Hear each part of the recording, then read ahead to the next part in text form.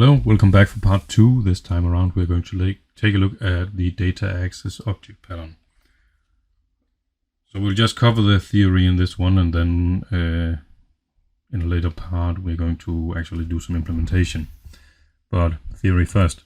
So the purpose of this is to provide an abstraction layer between the application's business logic. So that's the business logic layer, where we are going to do the transaction script, and then the data persistence mechanism. So if you have a database, PostgreSQL, for example, for the second semester project, you're going to have some classes which is responsible for interacting with that database, and we hide that behind an interface, so there's no dependency of your business logic layer to your persistent stuff. Or maybe you put stuff in a file system on first semester, or whatever you need. We're going to encapsulate the data access operations in separate classes. So essentially we're going to create a class per database table. And the idea is that each of these data access object classes will provide a set of standardized methods for performing these create, read, update, delete operations on the database. So it's going to be a simplified interface and what we can do with the database. There are ways to expand upon this, but we'll save that for later. Alright, so just to set the example we're working on, it's some kind of task management system. You have users and they are assigned to tasks. They have to work on this. It could be Scrum. Tasks are part of a project, and a user works on a project, and the project is being worked on by multiple users. And then the tasks can have subtasks. So maybe this is a user story, and here you put the subtasks that are needed to actually complete that user story. You know, create, design the view and implement it, and create a database table and document it and test it and all that kind of stuff. Each of those could be subtasks that are leading into actually completing the user story of maybe creating a task, I guess, or a product in a shopping system or whatever it is.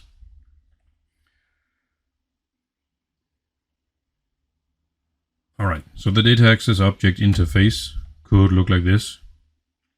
I have an interface that's responsible.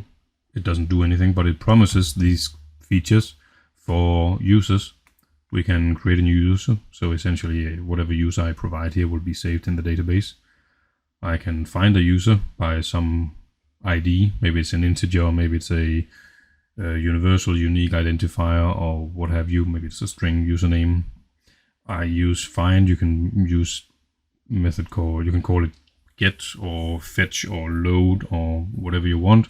Again, I see find being used, so that has been convention for me. We can delete an existing user, and we can update an existing user. So not to be confused with the update method in the business logic layer that we looked at in the previous video. There's no checking which values have changed. We just override. Essentially it's an override the existing user. And we might have a similar interface for the task. So there's a task table storing rows with tasks, and again we can create and find and delete and update. So generally these are the methods that we need. And sometimes we might actually need more, in which case you can add more methods, but we try to stick to the basic ones. So this is a subtask, and I might have some case where I need to find all the subtasks that belongs to a specific task. So I provided a task ID, and then I get all the associated subtasks back. So I create a specific method for that. This one. And you know, one task has multiple subtasks potentially. And there was a project as well which has similar methods. So this is the idea: create an interface per database table, and we will then create implementations as well, like this. And so there's a user Postgres data access object, which is responsible for putting users or interacting with the table of users in Postgres database, and a task PG-DAO, and you could create different implementations if you have different ways of storing things. If it's a file, you put your data in, you have a user file DAO. If it's a different kind of database, you have a user MySQL DAO perhaps. But you learn Postgres on second semester, so that's my example here. And then we have the layer on top, and all your services or model managers. This is your business logic layer. The classes in this layer, we're going to have multiple classes. They use these interfaces to interact with the database. So there's no SQL up here. That's all hidden behind these, down here in the implementations, hidden behind the interfaces. So that's the point, that we can make a separation. And then we have some network on top, whether that's sockets or RMI from second semester or some other kind of network technology. As you move forward in your semesters, that's less relevant.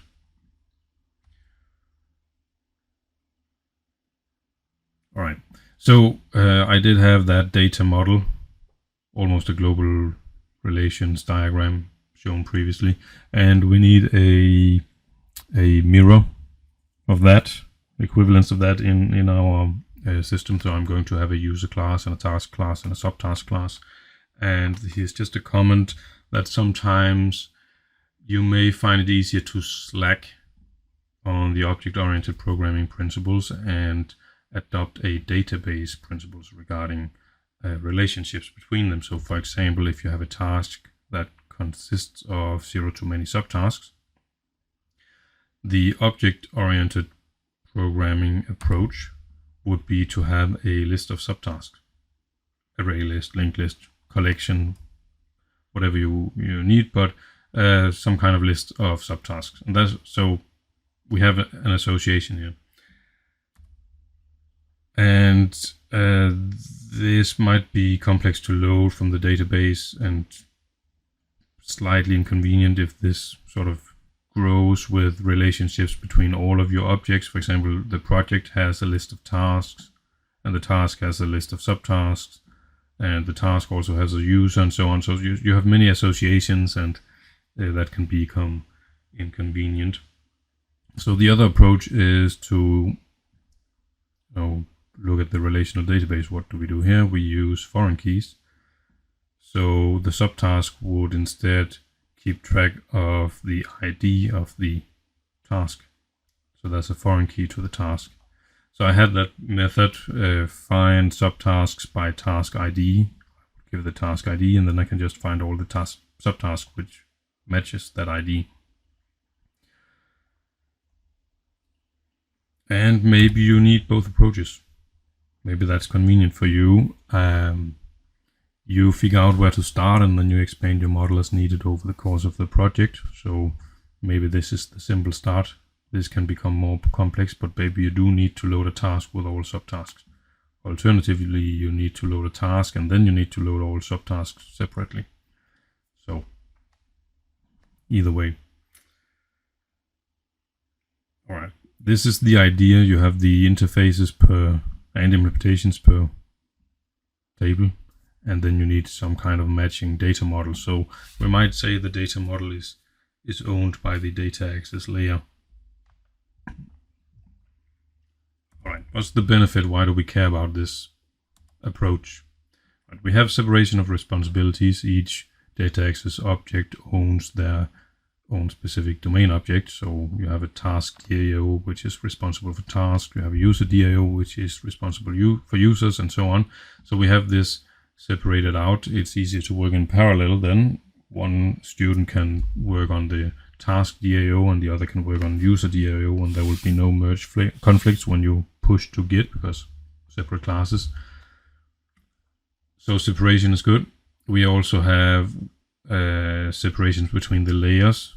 So the details on how you interact with the database is hidden from the rest of the system. The business logic layer does not need to care about the implementing classes and the details of whatever SQL you write. And we could look at the solid design principles. So again, single responsibility to some extent. Each data access object class is responsible for their own domain object, so it's separated out. The open close, we can interpret that as we can provide other implementations if needed. So we could, it's the same interface depended on by the system, the DAO, and if we want to swap to a different database, we create a new implementation. L is not really relevant here. You might extend this to interfaces saying that they are a contract and whatever implementation needs to follow that contract. So that's what we have to do. We have the interface segregation principle, so that we don't have one interface with every data access method, but it's split out into separate data access object interfaces. That means your user service in the business logic layer does not need to see methods like find task or update project or what have you, most likely. So this one will just use the user in DAO interface. And the dependency inversion principle, the layer above, whether you call it service or model manager or business logic layer, it depends on interfaces, not concrete implementations. There might be some drawbacks, but fixing these is, we can still manage them and work around them, and better solutions exist but are out of scope. So the drawbacks is that we do have a tight model to match the database rather than, you have these foreign keys, for example. Maybe that's not always a good idea. If you have a many-to-many relationship somewhere in your database, you're going to have a join table or relationship table or association table, whatever you call this, and you might need a data access object for that as well. So that's going to say something about how the database looks to the layers above. So there is not complete separation between the layers. We also might find ourselves in some complex situations if we have some specialized data for whatever view is going to be shown to the user. So if they want to see data that spans multiple domain objects or data objects, multiple tables, well, there's no clear solution how to fix this, because the data access object interface is supposed to be simple and just have that one get method. But how do I get data to the view if I want to see an overview of projects and some of the data for the tasks, or maybe projects and who is assigned to those projects? So those kind of data will span multiple tables. So we'll take a look at how to sort of work with this. What can we do? So that's the theory for the data access object. Next up, we're going to do the theory for the transaction script, and then I plan on trying out some implementation for this to see it in action. So thank you for watching, and see you in the next video.